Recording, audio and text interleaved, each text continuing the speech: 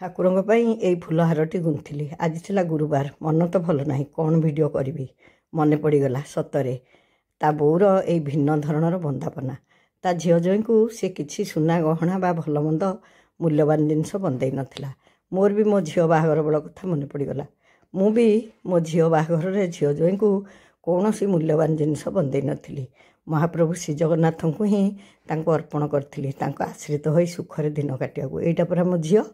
ତା ଭଉଣୀକୁ ସେ ଭାରି ଭଲ ପାଏ, ସେମାନେ ବହୁତ ସାଙ୍ଗ ଥିଲେ। ସେ ବାହା ହେଇଗଲା, ଇଏ ଚାକିରି କଲା, ଆଉ ମୋ ଭାଇଟି ତ ଚାଲିଗଲା, ଯିଏ ସବୁ ନେବା ଆଣିବା ତୋଡ଼ଜୋଡ଼ କରୁଥିଲା। ଯିବା ଆସିବା କମିଗଲା। ହେଲେ ତା ବାହାଘରକୁ ନ ଯାଇ କ'ଣ ଆମେ ରହିପାରିଥାନ୍ତୁ? ନା ନ ଯାଇଥିଲେ ସିଏ କ'ଣ ସମ୍ଭାଳିଥାନ୍ତା? ଆମେ ସମସ୍ତେ ତା ବାହାଘରକୁ ଯାଇଥିଲୁ। ଆଉ ମୁଁ ତାଙ୍କୁ କ'ଣ ବନ୍ଦେଇଲି ଦେଖିଲେ?